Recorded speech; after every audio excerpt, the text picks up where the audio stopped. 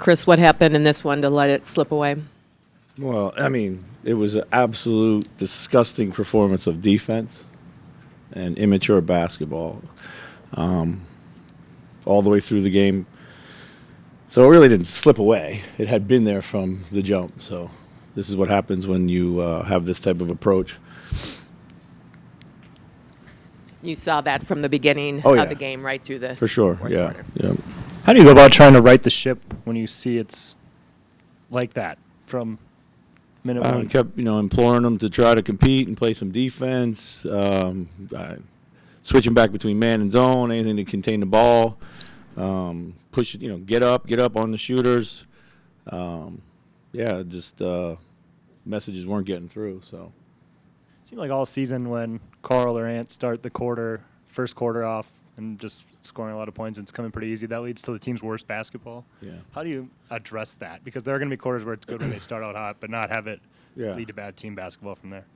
I mean, listen, you're spot on. I mean, there's lots of times when just because you've scored 2 or 3 or 4 points in a row or baskets in a row, it doesn't, obviously we're going to try to feed a hot hand, look for a hot hand, but at some point we got to get back to making the right play. We got to get back to doing the right things. That's just, like I said, there's a lot of ways to be immature. There's always a lot of ways to be immature. And there was a lot of immature performances here throughout the roster. We totally disrespected the game ourselves, and we got exactly what we deserved. So, Chris, did you also see? I mean, did it turn into Carl trying to hunt like a big number? Yeah, I mean, but for a while, it was going, but down the stretch, you kind of dried up for us. But yeah. So.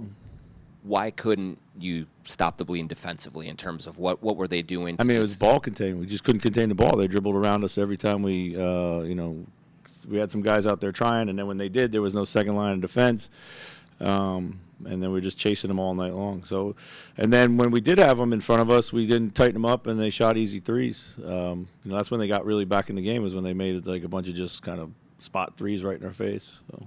Could you see that their focus wasn't there even in huddles and things like that? Yeah, you could see from the beginning that, it was one of those nights. So.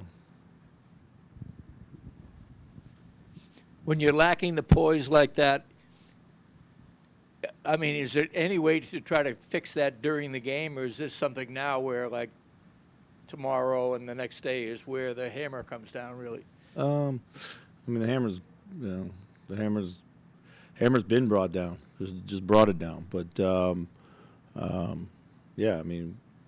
don't know exactly, what poise. To me, it wasn't about poise. It was about approach. So. I mean, when you're not ready to play the game, but you're still ahead, and all of a sudden you need the poise to. Well, it's funny. Run. What I said at halftime was, why don't we start getting back to being who we are and play some defense and not let this game fall down to a point where we miss a bunch of shots and they make a bunch of shots and then we're behind. That's what I said at halftime. Chris, I know Ant was sick today. How much did that play into the game that he played versus? I mean, he just really looked like he wasn't looking for his shot at all. Yeah, I mean, he's getting off of it, making a lot of the right plays, but he's still got to stay aggressive offensively. And for whatever reason, he didn't really. Obviously, Cat had it going, so everyone was looking for him. But we still need him to be a scorer, and then from that, make the right plays. So. And then Nikhil's really delivered, I think, in pretty much every game you've started him this year. What have you seen from him in that role, which is a little bit different than what he has normally night to night? Yeah, I think with that, he gets a lot of really good looks. I think he got a really good looks. Gets us into our offense, then stays shot ready off of it.